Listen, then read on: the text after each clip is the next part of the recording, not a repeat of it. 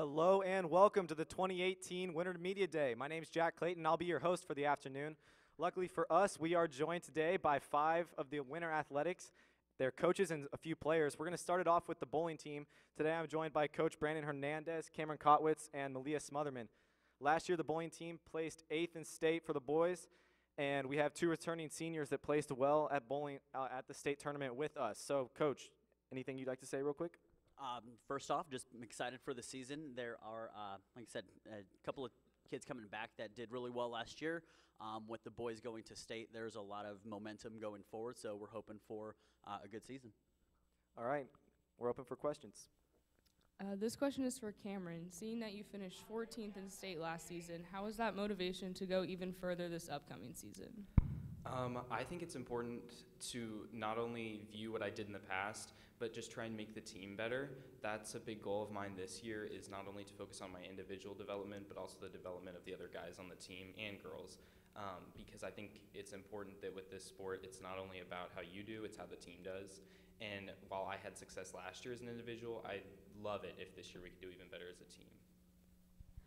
Malia, what kind of team atmosphere do you have on the bowling team? I like to encourage everyone to do their best, and I hype everyone up during meets and make Hernandez laugh a lot. My question is also for Malia. Placing 9th at state last year, how have you worked in the off season to improve or succeed this year again? I did a challenge over the summer with a bunch of the bowling team, and that was mainly individual against other individuals to improve our averages and our technique. Coach, how many players do you think have the potential to go to state this year? Ideally, it would be great for the teams to both go, in which case we would take 12 to state, and it's what we always shoot for. I mean, that's the goal, is to take both boys and girls to state.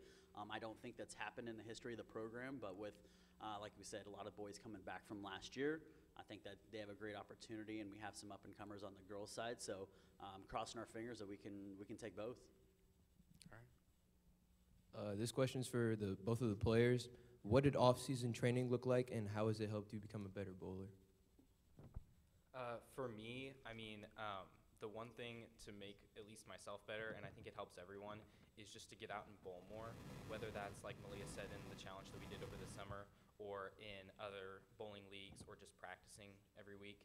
I think that's what's helped me the most, is just consistently bowling and not losing your edge over the off season, as a lot of people tend to do. Other high school bowlers from other high schools sometimes don't always keep it going. I think this is a question that any of you guys could answer. Not a lot of people in the school know about the bowling team. What's something that they should know or consider about trying out?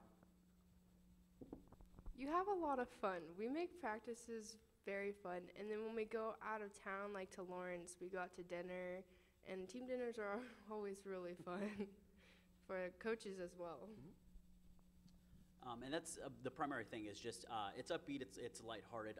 It is competitive. We do have, we are a competitive sport. We want to make sure that we do well in what we do, but we also understand that going to practice and bowling for an hour and a half every single day, it sounds like it's just,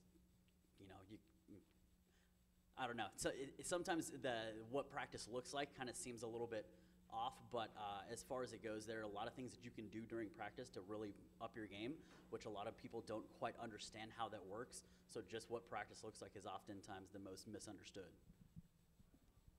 And a lot of people don't think that they're very good at bowling, but I encourage, no matter what you bowl, I mean, even if you've bowled with other people just casually, if you come and try out, I mean, you might be surprised at how you compare to maybe some other bowlers that are there. So, I mean, even if you have even a vague interest in bowling, come and try out, because the more people that try out, the better chance we have at getting a successful team this year, and you could have a lot of fun as well. And kind of along those same lines, like you said, bowling casually can be a lot of fun. Is there something that bowling casually with like your family members or friends, does that bother you at all? I mean, I always tell people if they want to come and bowl with me, I'm happy to. I mean, I'm up there a lot anyway, so just having people there makes it even more fun. Really any skill or age of person, I'm fine with bowling with toddlers or bowling with 80-year-olds at the bowling alley. I mean, it's always fun for me, and I think it's fun for other people too, because it kind of gives them a challenge, and I mean, we mess around a lot too. It doesn't always have to be serious. But Yeah, for me personally, I hate bowling with my family because I like to say I was born and raised in a bowling alley, so I've been bowling literally since I was 4 years old.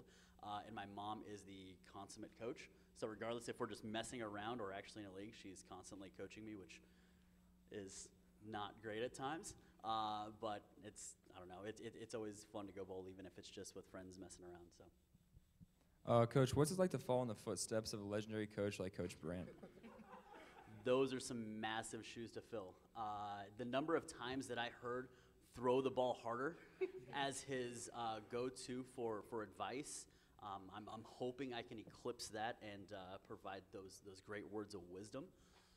Oh, I got nothing on Graham. I'll leave the legacy to him. This is for the players. What do you feel Coach Hernandez will offer the team that Coach Graham lacked?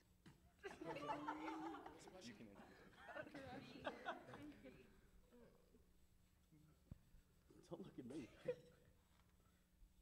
I don't know. I think my answer to that would be that it's kind of hard to compare the two. Graham and Hernandez both have their own specific set of skills. Graham, I think, did a wonderful job of just being that coach and being the supportive person that he is. And then Hernandez does an amazing job at the specific techniques of bowling. I think that's one thing that we'll especially get from him. We've had all these 4 years, though, that he's been the assistant coach, but that's the biggest thing. Graham likes to make a lot of fun in everything. Like, Hernandez is more down into the detail of making sure that we get where we get and our technique is good. And Graham just likes to have fun. Like, at state, I threw a gutter ball, and he just called me gutter ball the rest of the time. All right, and that's all the time we have for questions for the bowling team. Thank you guys for coming. After a quick commercial, we'll be right back.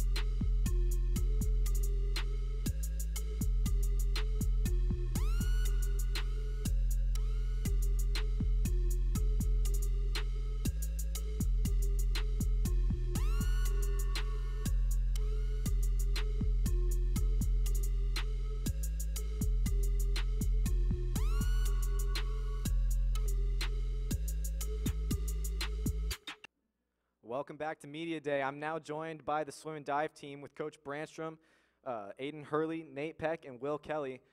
Last year, Bradley Davis had a great run at state, making second team All-State and finishing second in the diving competition. These three are the returning seniors for the swim team. Coach, do you have anything you'd like to say? Is it on? Okay. Yeah, we're just excited for the season. We had our first practice yesterday and started off hard with 4 miles in the water, and we lost 10 seniors last year and 5 of our state kids with our divers and Steven and Jacob graduating, but these guys are already picking up the slack by doing off-season training, and the guys all know that they have to compete for different spots on the relay, so we're just excited to see how the year goes. All right, any questions? This is for the players. Do you guys plan on taking your game to the college gate level? Probably not, but if a college approaches me, I would consider it. I would have to agree. Yeah, same. All right, I have a question about your guys' schedule.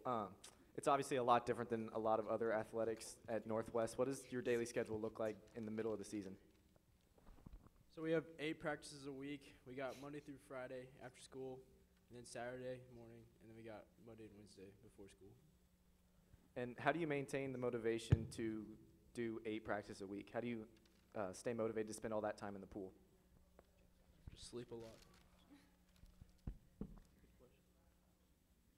I mean, really, you just want to do well in swimming. So, like, if you want to do well, you know that you have to work really hard, and that's really what you have to do.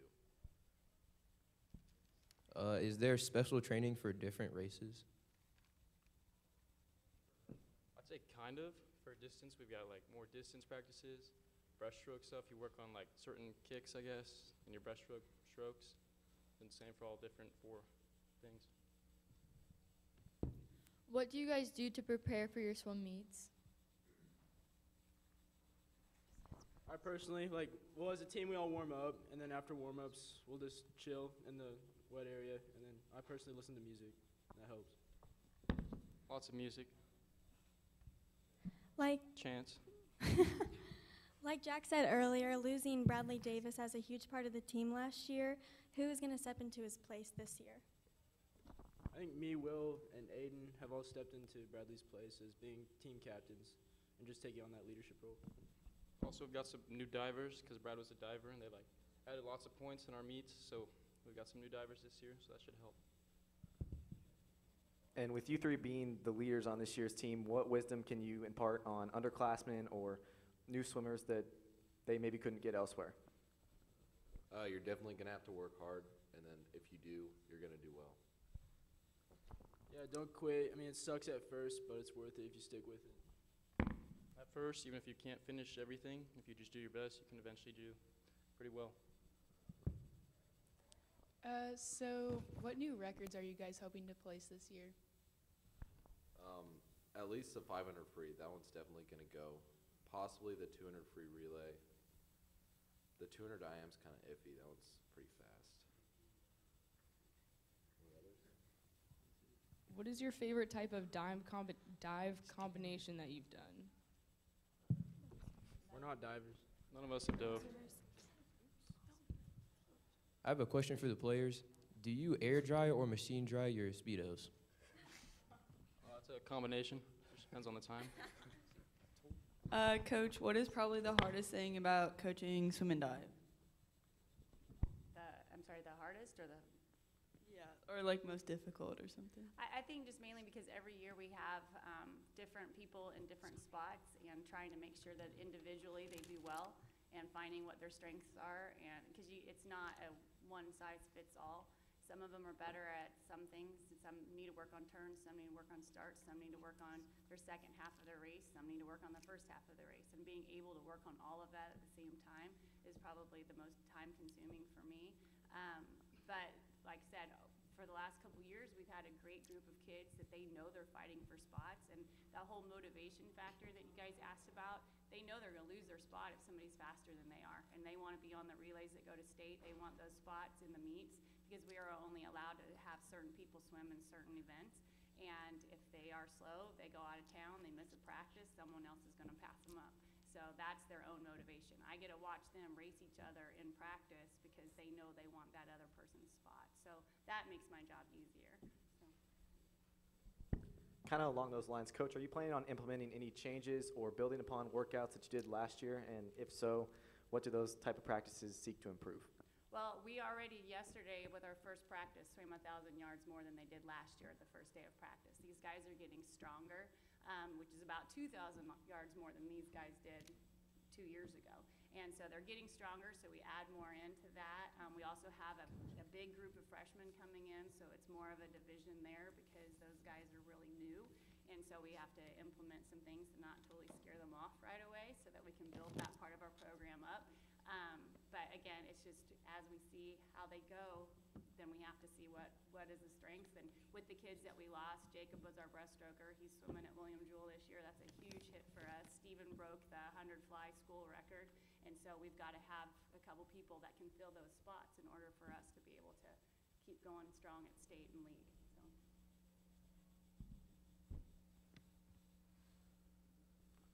I have another question for you, Coach, and I'll be asking both you and Coach Branstrom just to make sure I get a consistent answer. Which one of you is the better coach, or I guess the coach in the household? Potential feature story on the line here, so I hope the answer is good. I don't know. Probably depends on the day, the time of the day, and which kid we are coaching over at home. I don't know. I do the shopping, if that counts. I don't know. We'll see what he has to say. Players, do you guys enjoy relays or individual races more? Yes. I'd say they're both pretty fun. Relays, it's more of a team event, so you get a lot more hype with the team, like you do for like a game like soccer. You get a team atmosphere, but individually you can just go as hard as you can. It's all about you. So. Yeah, man, relay's so hype. I'm loving it. Individual events can be kind of hard because it's like just you, so it's like really hard to get motivated for that. But like relays, you can get really motivated because you don't want to let down the relay. Players, how do you stay fit during the off season? Off season? All right. I was gonna say during the season we don't have a choice, but pretty much off season we have like summer swimming. You go year round. You swim pretty much all the time if you're that good. I just kind of swim, but a lot of lifting too, I guess. All right, that's all the time we have for the swim and dive team. Thank you all for being out here. We'll take it to a quick commercial, and we'll be back with the wrestling team.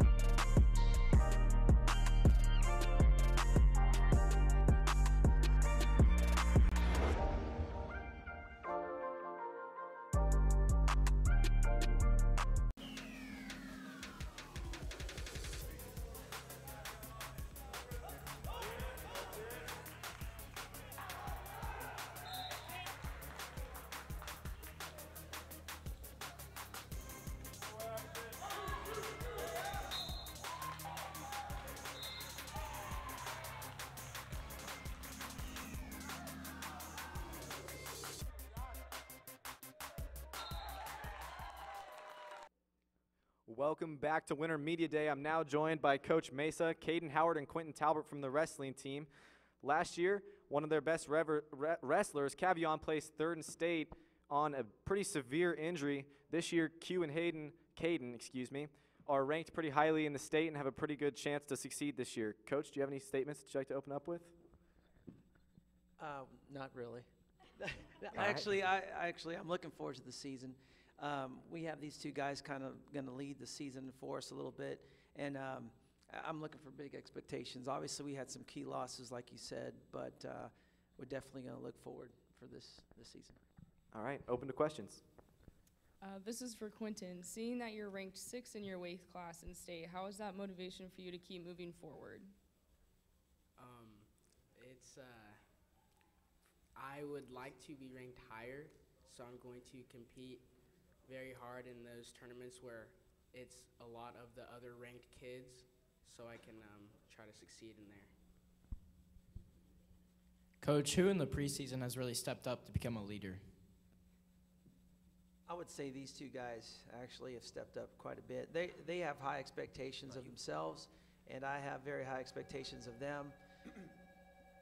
So these two definitely are some of the leaders. I have some other athletes that are in other sports, so at the time being right now, these two are probably the first ones that I would call upon. Brady Pellman was also looked up a little bit in those roles as well. For the wrestlers, you guys are in the midst of Hell Week right now. What does that mean, and what purpose does it serve? Pretty much the first week of practice, you just are trying to get the kids back in shape and learning the fundamentals of the sport. So it's just figuring out who's going to become a leader and who's going to be on the varsity team. Caden, what are one of the biggest struggles for wrestlers during the season? Well, we have pretty tough practices every day of the week when we're not competing. And then almost every weekend we have competitions, and some of those are like down in Wichita. And then obviously we have to make weight and stuff too for those competitions. How do you maintain that weight? Like, what kind of diet do you follow? Well, it depends how much weight you're trying to cut, but usually you want to eat healthy, drink a lot of water, and you want to eat more food that's healthier than the, like crap stuff like fast food, and practice harder. practice hard, like wear layers like hoodies. There'll be heaters in the room, so it'll be hot so you can sweat off a lot of weight. This is for Coach Mesa. What experiences and coaching have you carried over from your time wrestling in college to the boys sitting here today and the rest of the team? Some of the things I carry over are just my experiences with my teammates. I want them to kind of bond together and become a team, even though it's an individual sport. Other aspects are some like training aspects. We do similar things that we've done in college before. We also, I mean, it's a hybrid. Every year's a little different. Every year's a little bit of the same. We try to do more of what works, and we try to add new techniques and stuff like that. So wrestling in itself is a sport that kind of keeps evolving. And so we just try to bring some of those things back from back in my day, so to speak, to their day now. Quentin, what are some of the things you focus on during practice? Well, what I focus on in practice is I'm more of a outside single kind of guy. Like, I don't really like to get all in there, all tied up and neutral. So usually I shoot outside, like for the legs and stuff. And on top and bottom, I'm pretty fast and I have good hand control. And on top, usually I like to break him down and get a double chicken wing for the pin. This one's both for the players. During practice, do you implement or do anything to help your endurance or conditioning for harder matches? Yeah, pretty much every practice at the end we'll do like sprints, or the assistant coaches will run us through an ab workout. So just trying to get our cardio up and getting prepared for those intense matches. Coach, in your mind, what sets a wrestler apart? Is there a specific body type you look for, an attitude, anything in particular that makes a wrestler great? Well, first of all, there's 14 different weight classes. So the smallest is 106, and the heaviest is 285. So in between those two weights, they can fluctuate as much as possible. And so we look for tall guys, short guys, bigger guys, skinny. It doesn't matter. It's definitely a sport for anybody. But what does help make them a lot better is whether they're disciplined, hardworking, and really eager to learn. Because if they got to get through a little bit of a technique situation, but once they master their technique, they get a lot better. That's for sure. These are for both athletes. What do wrestlers do to stay in shape and work on technique when you aren't in high school season?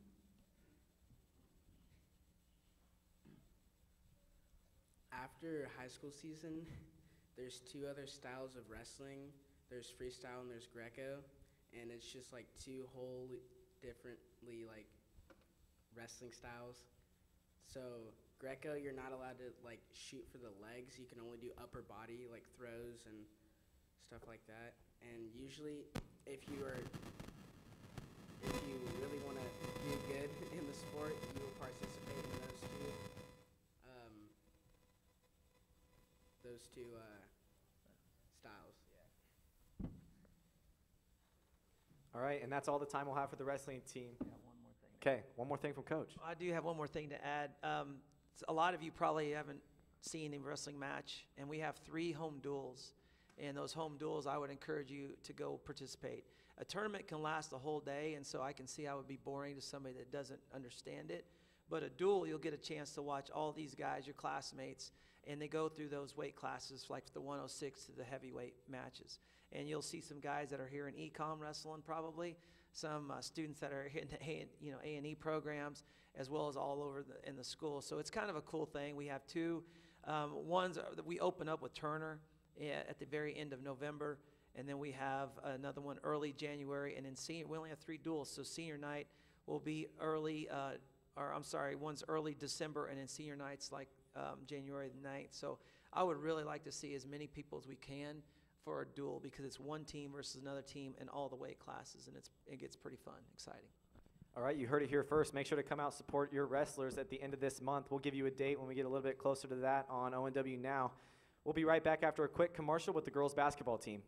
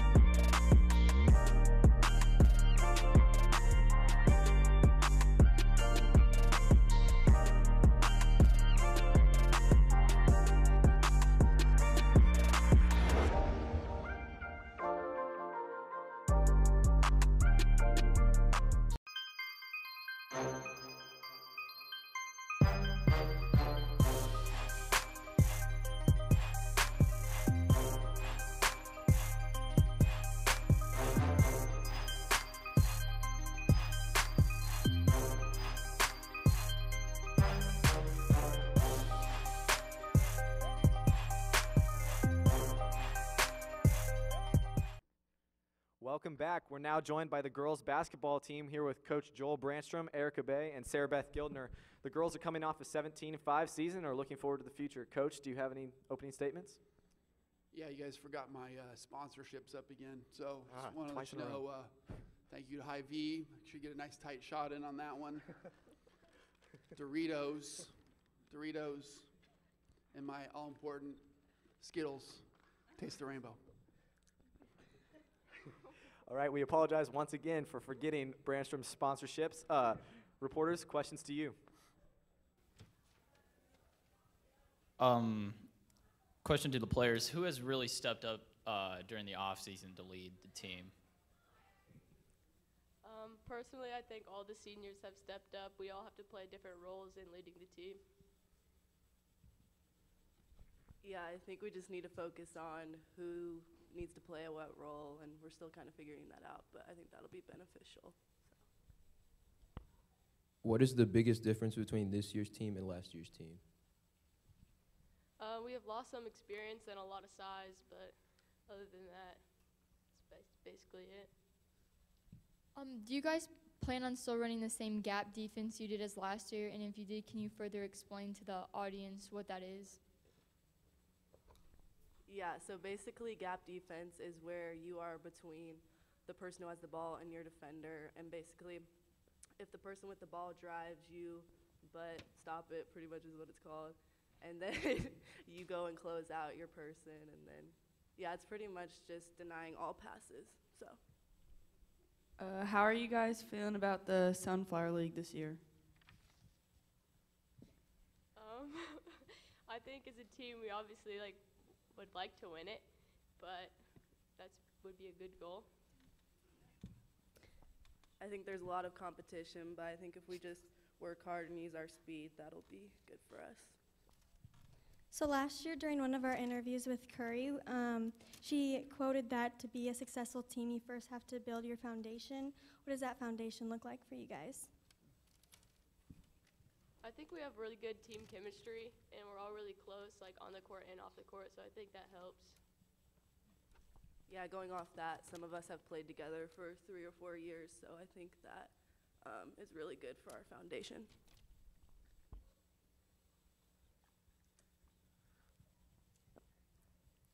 Seeing that the girls fell short from the state title, finishing 17-5, how does the team plan to bounce back this year? This is for Coach. Last year was a tough loss, tough way to end it against Cheyenne Mission Northwest. I think that was the 3rd year in a row we've played them to go to state, and we had split each year. 1 year lost, 1 year beat them to go to state, and then fortunately lost it in overtime. So those are gut punches a little bit, but just really proud of the way the kids played. And those things are motivation, I guess, to some. But when it really comes down to it, this is a game. And it's just fun to play basketball. And these kids have super high basketball IQs. They know a lot about the game, and it's just about getting on the same page. And as Erica and Sarah Beth kind of both alluded, it's really more about trying to figure out what roles we got to take on. We lost a lot of rebounding with losing Kaylee Kappelman, who almost averaged 10 a game last year. So how do you overcome that with what we have coming back? Some scoring and some leadership pieces. There's openings for everybody, and those guys last year did a good job of filling in the gaps from years before and exceeding expectations.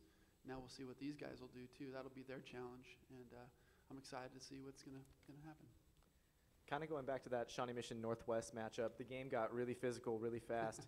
Is there anything is there bad blood there between your squad and theirs, and what will you do to approach that matchup this year?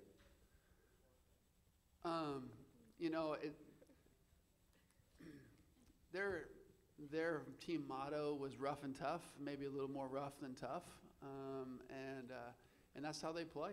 And kudos to them for fitting that moniker, I guess. That's how they did, and we can't go back and handle those things, but how we respond to that is more important than anything else. It's that mentality. Life is 10% of what happens to you and 90% of how you respond to it in cliche, and I'm a big believer in that. Players, do you guys have any individual goals you'd like to set this season? Since we lost Kaylee Kappelman and she was a big rebounder and defensive player, I'm trying to fill those shoes and focus more on rebounding, boxing out, and just overall defense. So. Coach Branstrom, what keeps bringing you back to coach each year? I love it. Is that it? I don't know. Honestly, I have a hard time responding to that without crying because I love it. I love the game. I love these kids. I love the school. I apologize to take away from the emotion of that answer, but I have to ask before our time runs out, who's the better coach, you or Coach Branstrom? Definitely this Coach Branstrom. I don't mind bowing on that one. No, I respect what my wife does tremendously. She works really, really hard. It's a different thing. Like it's really tough. She hit on it well. She has to coach and manage people at different locations and spots. With coaching basketball, it's different because it's so many variables. I mean, it's one thing, and the one thing I envy about her position is kids, hey, if you don't like what position you're in there, prove it. You just got to swim faster. Basketball, you can't do that. There's too many other variables that are in there. That's why I love the game of basketball, because it's really a team game. You're only as good as your weakest link. The more enthusiasm and people buy in, as Erica has mentioned, she wants to step up in the role of rebounding some more and playing some good defense. Sarah Beth is only like 31 points away from getting 1,000 points, which has never happened in our entire school history in terms of point scoring, and that's an incredible thing for her to do. She needs to score. I know that means she's got to shoot, but that's important for us. She's got to take on that role, and she embodies that. Erica can score, but she needs to rebound a little bit more because we need rebounders. So the kids that know what we need and they really go after that, man, that's special, really special. All right, and that's all the time we'll have for the girls basketball team. We'll be right back after a quick break with the boys basketball team.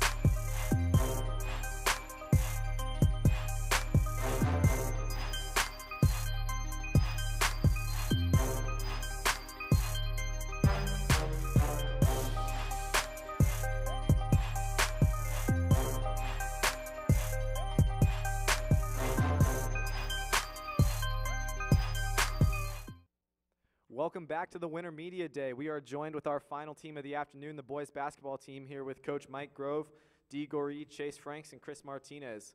Coach, do you have anything you'd like to open up with? Just like to say I appreciate you guys doing this. It's always fun to come and hear other coaches talk about their programs as well, talk about ours. So again, Ecom, thank you very much for this opportunity. All right, reporters, any questions? Which juniors do you see stepping up as leaders this season? We have a whole bunch of them. We probably have 12 guys right now that are fighting for spots.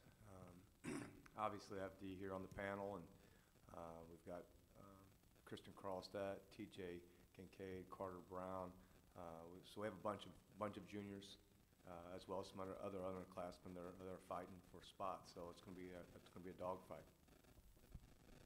How does the team plan to replace the height loss this year due to so many seniors graduating? I think with the loss of height, we're a much faster team, so we're able to run the floor more often and get more transition in, and that's how we're going to score more. I'd also add to that, defensively we're going to change our scheme a little bit, be a little more full court trapping, which will lead to more fast-paced basketball games. So that's what we're going to try to do with our speed and also with our numbers. Again, we're trying to play 10 or 12 guys. We're going to be interchangeable and be able to play at a lot faster pace. A question for Coach. With the team having little varsity experience this year, how long do you predict it to take before the team begins to click? Well, I mean, last year, they were 12-6 at the JV level, and then we played a pretty hefty summer schedule as well, and we played against really, really good talent. So, we expect to win right away. That's kind of what we've practiced and prepared to do, and I think the guys are ready for that challenge. What are some of the pregame rituals you guys have? Before games, we go in the locker room. We'll have a speaker and listen to a certain playlist and be goofy and dance and stuff. I don't know. I kind of think it's important to be kind of goofy. You can't be serious all the time because you get stressed out. Being good before games, hour before game, that's fine. But if you're from 3 o'clock to 7, you're always stressed out. I don't think that's good. So like he said, we usually just kind of mess around a little bit, have some fun. Me and John Lindsay listen to Drunken Love Remix by Beyonce before every game. Coach, since you're planning on speeding up the overall game, are you also planning on using more subs this year due to fatigue? Yeah, we'll play deeper. I think that'll make our practices that much better. Guys are not going to be so locked into minutes. They're going to have to earn those minutes in our practices. And I think that'll just be a much harder fight to get playing time. And then if you don't produce, you don't play. So there's an internal pressure there, and that's kind of what we're trying to create at this time. All right, this one is for the players. I've seen morning practices since late August. How do you think that has helped your team prepare and grow? It helps us by growing together because since the summer we've got a lot better at a lot of things. I'd say we've got a lot better at shooting, and with that we also have weights, so we've gotten a lot stronger, and that helps with getting contact and going to the rim and rebounding. I think personally for me, the weights really helped me. The conditioning is obviously good, but with the new football coach coming in, really boosting our weights, it's helped every single one of us. You can see it. Yeah, the preseason morning stuff is more speed and agility, and we're going to need that speed and agility in order to play the fast-paced game, so I think that's helped us there too. Question for the players. What team is going to challenge you the most this year, and how are you planning on, preparing for that team? I'd say personally be Shawnee Mission East because I know a lot of people there, and I'm really close friends with a lot of the players there, so it'll just drive me to play harder whenever I'm matched up against those players. Honestly, I'm not like him. I don't know that many people, so whatever game is next, I'm just looking at our December 4th game, whatever team that is, when I'm gonna try to be above them, obviously. What does the team do to build strong relationships on and off the court? Well, one thing we try to do is we do try to have some gatherings at players' houses as well as maybe the coach's house. We do have our away tournament that we go to in January where last year we took our whole entire program. So anytime we have chances to get together outside of the school is always a great bonding experience. So we try to do those. Those are sometimes as meaningful as the practices are. I also think as our team does a really good job of just texting each other, getting out there, sending out to each other, want to go shoot or just want to hang out. We do a good job of everyone gets together and just hangs out and does whatever, not just we're all just doing our own thing for the whole year, Also a question to the players: who has influenced you to play basketball this long, and why? I would have to say my dad, because when I was really young, he'd put me on the little Tykes goal and have me shoot for hours on end.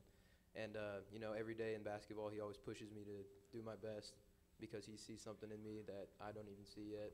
So I do it for him. Well, I didn't start playing basketball competitively for the school till my last year. So I played in middle school, but then I started playing football. So I don't really know. I kind of like it better than football, any other sport really. I started playing basketball when I moved to Kansas because all of my friends we're athletic neither in basketball or football, so I like basketball more because we play more, and I just have fun playing basketball, so I continue playing it. Coach, how has your coaching ability or style changed over your seasons here at Olathe Northwest? And what would you consider your biggest success, and how does that translate to this reiteration of the Ravens? Well, this team kind of reminds me of a team that we had about 7 or 8 years ago. We were small but quick and didn't have a lot of post presence, so we kind of went to a little bit different defense, a little more extended and trapping, and that's what we're trying to do at this point. So I think as a high school coach, because you can't recruit your players, you kind of have to kind of morph your team into what fits them and what we feel like could give us the best chance to be successful. So we've kind of developed a plan and an idea, and now the hard part is implementing it and putting in the work, and these guys are doing that. This one's for the players as well. Last year you guys lost at Sub-State, and how has that defeat encouraged more motivation for this season? I don't really know. Like we saw that we've just been hitting the weights, like I said, and like preseason stuff. Like we want to get back to that point and even farther. Like state's our end goal, obviously. We're striving for that. Yeah, I'm pretty confident in this team to get farther than that because I think we could beat any team out here. So seeing that loss really made me want to do it not only for like my family and my players, but like for all the seniors who lost last year to follow in their footsteps. All right, and that will conclude our 2018 Winter Media Day. Thank you to all the coaches and athletes that took their time to participate, and thank you to the administration for helping us out, making this event possible. I'm Jack Clayton, signing out.